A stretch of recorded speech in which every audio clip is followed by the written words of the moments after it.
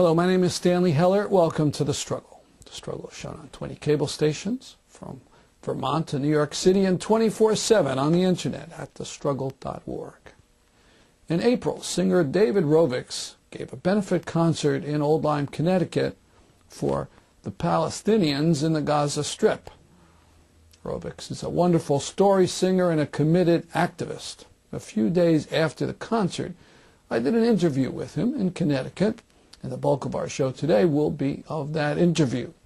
We talked about events in Gaza, his tour of the West Bank several years ago, his musical background, and his novel idea that musical artists should give away their songs to be downloaded for free on the internet.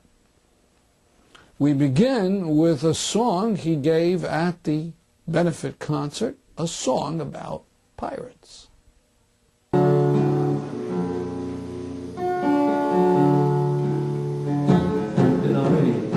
This is a song for all the Somali pirates, and if you don't like the Somali pirates, you don't know enough about them.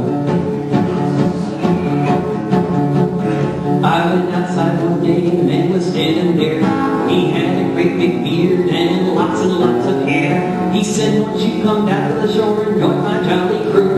We'll wander around the world beneath the skies of blue. We'll sail on the seven seas, travel near and far.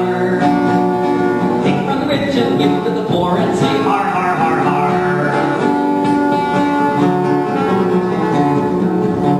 We'll go out on the ocean, and when the coast is clear, we'll eat birthday cake each day of the year. We'll land on a little island, then we'll form a choir, blow on whistles and kazoos and dance around a fire.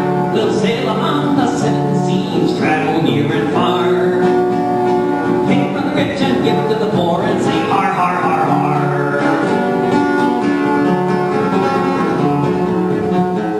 If we see the Navy, we will shout and cry. We are scary, hairy pirates, so you better run and hide. We'll stamp our feet up on the floor and our peg legs too. We'll take your stolen trick, 'cause that's what pirates do.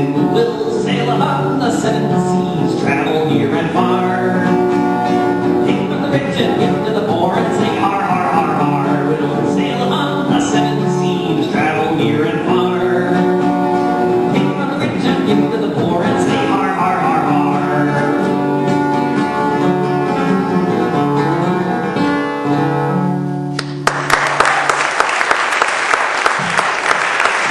You travel a lot. Where were you during the Gaza massacre of January of this year?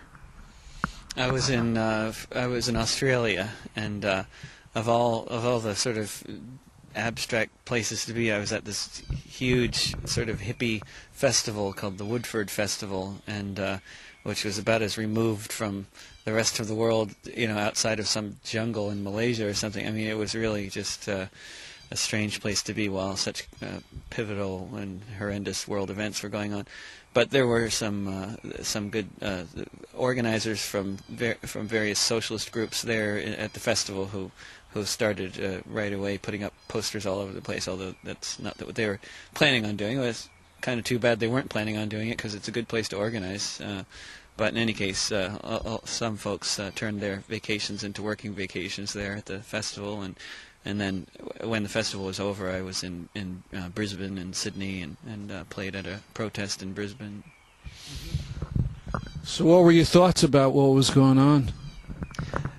Well, it was, on the one hand, it was more of the same of Israel's horrendous policies of basically rampant slaughter of Palestinian civilians.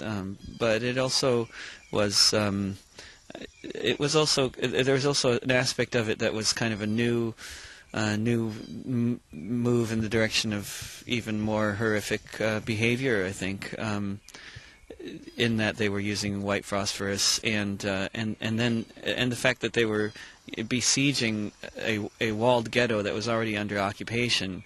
Gaza, as I'm sure, of course, all of your viewers probably agree, is the world's largest open-air prison camp, and it's when you're laying siege to a walled ghetto with planes and tanks, and the resistance is largely consists of people with homemade weapons.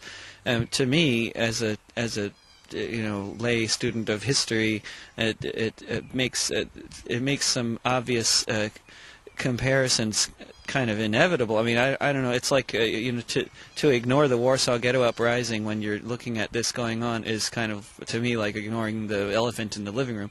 I don't know how much value there is in making these comparisons, because certainly they only go so far, and of course Israel does not have gas chambers, and they're not killing thousands of Palestinians per day, but they're killing thousands of Palestinians per year and making their lives miserable and laying siege to walled ghettos with tanks and planes. And so, there are a lot of, I think, very relevant comparisons. And of course, also, the policy, as we're finding out from the Israeli soldiers themselves in their testimonies of what was going on there, many of whom, of course, are very uncomfortable with, or horrified by what they were being ordered to do. They were being ordered to kill every man, woman, and child they came across. It was a free fire zone. It was morally indistinguishable from the U.S. behavior in Vietnam, which was absolutely horrendous. And of course, many Americans don't realize that much of Vietnam was a free fire zone for years, where every man, woman, and child was being killed indiscriminately. But that's what Israel was doing for a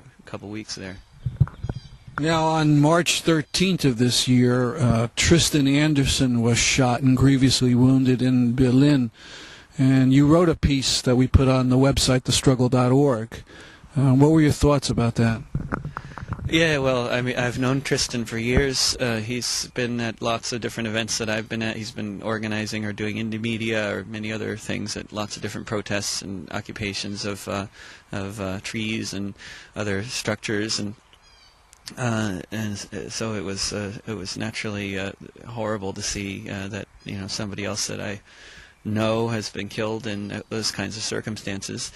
Although, of course, when you hang out with activists, this kind of thing is more likely to happen than for much of the rest of society.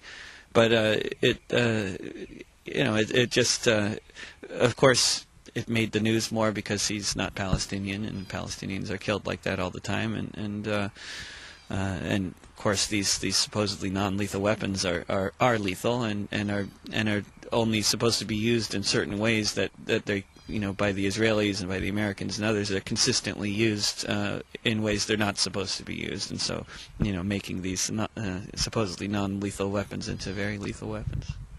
Now, you were over there in 2005? Yeah, I was in Bil'ain and 10 other 10 towns and cities altogether. I did 10 gigs anyway in different places all over the West Bank. And in Bil'ain, I saw the same kind of thing going on, where the Israeli military was tear gassing and shooting, rubber-coated steel bullets, which they euphemistically call rubber bullets, at everybody. At the one day that I was in Bil'ain for their weekly Friday protest, there were quite a few Israelis and other foreigners there, including me and a Dutch Jewish Holocaust survivor who was a fantastic classical pianist. I can't remember his name, but he and I were doing a little mini concert, and so the troops were on somewhat better behavior than normal, and they didn't start actually really just firing indiscriminately into the crowds of mostly children until most of the foreigners were gone. But they were doing the same kind of stuff, throwing, shooting tear gas and rubber bullets at everybody. People could have been killed that day. It just happened that they weren't. People were certainly injured and arrested. And you were in some of the refugee camps? Yeah, I was in. Yeah, I guess. A few refugee camps, but I guess the one I spent the most time in was the one right next to Bethlehem and Beit Sahur. Is it Ida or Dahisha? Ida, that's the one. Yeah, and it was. It was just a staggering.